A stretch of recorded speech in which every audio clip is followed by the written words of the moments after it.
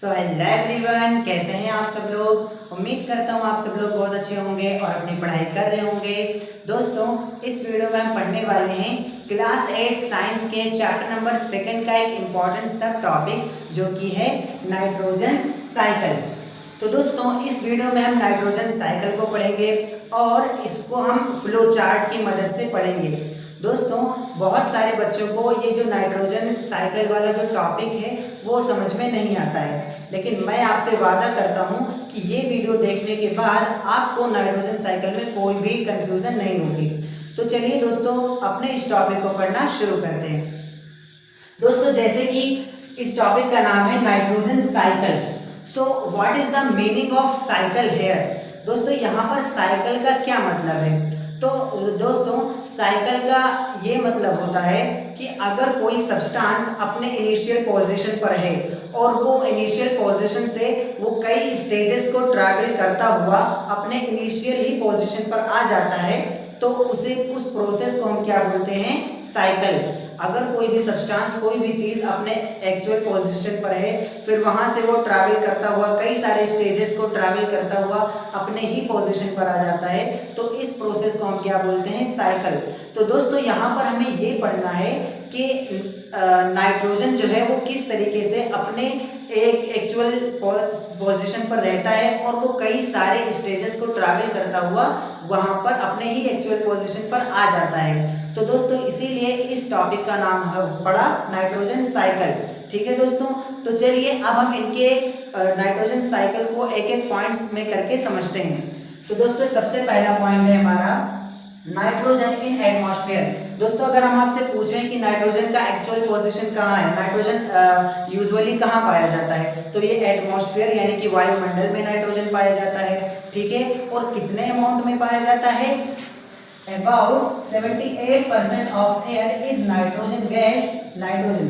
तो यहाँ पर दोस्तों जो नाइट्रोजन होता है वो 78% पाया जाता है वायुमंडल में, मतलब टोटल एयर में 78% ही सिर्फ और सिर्फ नाइट्रोजन ही होता है।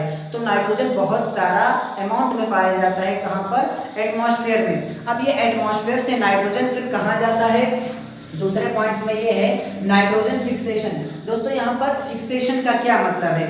तो फिक्सेशन का मतलब ये होता है दोस्तों कि जब नाइट्रोजन को किसी और फॉर्म में कन्वर्ट कर दिया जाता है, मतलब नाइट्रोजन को किसी दूसरे फॉर्म में जब बदल दिया जाता है, तो इस प्रोसेस को बोला जाता है नाइट्रोजन फिक्सेशन।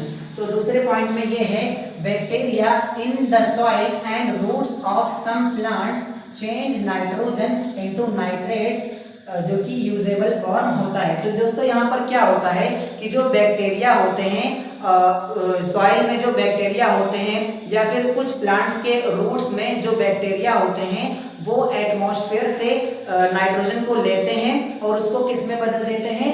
नाइट्रेट्स में बदल देते हैं। किस में बदल देते हैं? नाइट्रेट्स में बदल देते हैं। अब ये नाइट्रेट्स में क्यों बदलते हैं? ये नाइट्रेट्स में इसलिए बदलते हैं दोस्तों ताकि जो प्लांट्स हैं वो इसको आसानी से एब्जॉर्ब कर सके। अब फिर यहाँ पर सबसे पहले नाइट्रोजन एटमॉस्फेयर में था, फिर वहां से सॉइल में आया। अब नाइट्रोजन कहाँ पर आता है? अब नाइट्रोजन का क्या होता है तीसरे पॉइंट्स में हम समझेंगे। एब्जॉर्प्शन बाय प्लांट्स, यानी कि ये जो नाइट्रेट्स बना है नाइट्रोजन से, वो अब प्लांट्स के द्वारा एब्जॉर्ब किया जाएगा। जैसे कि आप यहाँ पढ़ सकते हैं, plants absorb nitrates from soil through their roots and use it for growth.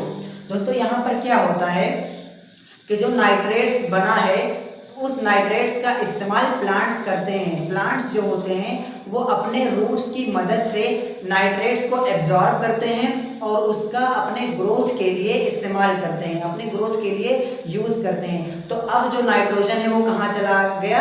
अब नाइट्रोजन जो है वो प्लांट्स में चला गया। पहले तो नाइट्रोजन नाइट्रेट्स में बदला, फिर नाइट्रेट्स को किसने एब्जॉर्ब कर लिया? प्लांट्स ने एब्जॉर्ब कर लिया। दोस्तों, आप लोगों के मन में यहाँ पर एक डाउट आ सकता है कि अगर प्लांट्स को नाइट्रोजन का ही इस्तेमाल करना है तो वो डायरेक्टली भी तो एटमॉस्फेयर से ले सकता है, लेकिन दोस्तों ऐसा नहीं होता है। जो प्लांट्स होते हैं वो नाइट्रोजन को डायरेक्टली एटमॉस्फेयर से नहीं ले सकते हैं, इसीलिए जो बैक्टीरिया होते हैं वो नाइट्रोजन को पहले नाइट्रेट्स में कन्वर्ट करते हैं, फिर प्लांट्स उसको क्या करते हैं, एब्जॉर्ब करते हैं। यहाँ पर लिखा हुआ है यूजेबल फॉर्म, यानी कि ये जो नाइट्रेट्स है वही प्लांट्स के लिए यूजेबल फॉर्म है, प्लांट्स इसको एब्जॉर्ब कर सकते हैं। अब ये प्लांट्स में नाइट्रोजन आ गया, फिर उसके बाद ये नाइट्रोजन कहाँ जाता है, हम 14 पॉइंट में समझेंगे। एनिमल्स गेट नाइट्रोजन, यानी कि एनिमल्स कैसे नाइट्रोजन प्राप्त करते हैं। Animals eat plants and get nitrogen from them. तो दोस्तों होता क्या है यहाँ पर कि जो नाइट्रोजन अब कहाँ पर आ गया है, नाइट्रेट्स के फॉर्म में प्लांट्स में आ गया है। तो एनिमल्स जो होते हैं वो प्लांट्स को खाते हैं, तो जब एनिमल्स प्लांट्स को खाते हैं तो अब वही नाइट्रोजन कहाँ चला जाता है, एनिमल्स की बॉडी में चला जाता है। ठीक है दोस्तों, वही नाइट्रोजन एनिमल्स की बॉडी में चला जाता है। तो दोस्तों एनिमल्स में के बॉडी में जब नाइट्रोजन आता है फिर वहां से कहाँ जाता है, हम इसको 5वें पॉइंट्स में समझेंगे। 5वां पॉइंट से जिसका हेडिंग है decomposition. When plants and animals get die, decomposers break them and return nitrogen into soil as ammonia, जिसका फॉर्मूला होता है NH3।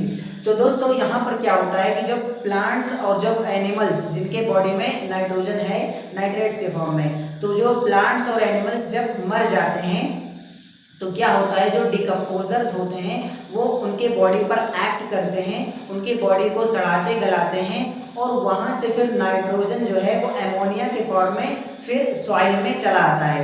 ठीक है, जो जब प्लांट्स और एनिमल्स मर जाते हैं तो जो डिकम्पोजर्स होते हैं, डिकम्पोजर्स कौन से होते हैं, ऐसे माइक्रो ऑर्गेनिजम्स जो प्लांट्स और एनिमल्स की बॉडी को डिकम्पोज कर देते हैं, सड़ा गला देते हैं, उन्हें डिकम्पोजर्स बोलते हैं। तो जब ये प्लांट्स और एनिमल्स मर जाते हैं तो यही डिकम्पोजर्स उनके बॉडी पर एक्ट करते हैं और फिर उनके बॉडी से नाइट्रोजन एमोनिया के फॉर्म में सॉइल में चला आता है। नाइट्रोजन एमोनिया के फॉर्म में कहाँ पर चला आता है दोस्तों, सॉइल में ही वापस चला आता है। अब छठे पॉइंट में हम ये समझेंगे कि ये जो नाइट्रोजन है वो कैसे फिर और आगे कहाँ जाता है, रिटर्न टू एटमॉस्फेयर, यानी कि ये जो नाइट्रोजन है वो वापस कैसे एटमॉस्फेयर में जाता है। Some bacteria change nitrates and ammonia back into nitrogen gas and release it into atmosphere. तो दोस्तों होता क्या है यहाँ पर कि जो कुछ बैक्टीरिया होते हैं सॉइल में, कुछ ऐसे बैक्टीरिया होते हैं सॉइल में, वो नाइट्रेट्स को और एमोनिया को, नाइट्रेट्स और एमोनिया को वापस कन्वर्ट करते हैं नाइट्रोजन में। किसमें कन्वर्ट करते हैं, नाइट्रोजन में कन्वर्ट करते हैं और यही नाइट्रोजन फिर कहाँ चला जाता है, एटमॉस्फेयर में चला जाता है। कुछ बैक्टीरिया जो होते हैं सॉइल में वो अमोनिया और नाइट्रेट्स को वापस कन्वर्ट करते हैं नाइट्रोजन में और यही नाइट्रोजन फिर एटमॉस्फेयर में चला जाता है। तो यहाँ पर आपने नोटिस किया दोस्तों कि नाइट्रोजन जो है एटमॉस्फेयर से ही चला था, यानी कि उसने एटमॉस्फेयर उसका एक्चुअल पोजीशन था और कई सारे स्टेजेस को वो ट्रैवल करता हुआ एटमॉस्फेयर में ही आ गया। तो इसीलिए इस टॉपिक को बोलते हैं नाइट्रोजन साइकिल। ठीक है दोस्तों, तो दोस्तों ये रहा हमारा छोटा सा टॉपिक नाइट्रोजन साइकिल का। आई होप आप लोगों को ये नाइट्रोजन साइकिल जो टॉपिक है वो बहुत अच्छे से समझ में आया होगा। दोस्तों ये वीडियो, ये एक्सप्लेनेशन कैसी लगी आप हमें ज़रूर कमेंट में बताएं कि आपको ये वीडियो कैसी लगी। और मैं आप लोगों को एक बात और इन्फॉर्म कर दूं दोस्तों कि अगर आप क्लास 8th में पढ़ रहे हो, अगर आप क्लास 8 से बिलोंग कर रहे हो तो आप हमारे इस चैनल मास्टरमाइंड क्लासेस जो चैनल है इसको ज़रूर सब्सक्राइब कर लीजिए, क्योंकि जल्द ही हम इसी चैनल पर क्लास 8 साइंस को भी पढ़ाने वाले हैं। ठीक है दोस्तों, और अगर आपको कोई और टॉपिक्स में कंफ्यूजन है या और कोई और टॉपिक्स आपको नहीं समझ में आ रहे हैं तो आप ज़रूर हमें कमेंट में बता सकते हो, हम उस टॉपिक की भी वीडियो ज़रूर बनाएंगे। ठीक है दोस्तों, तो दोस्तों बस इस वीडियो में इतना ही, मिलते हैं इसी तरीके के नेक्स्ट एजुकेशनल वीडियो में।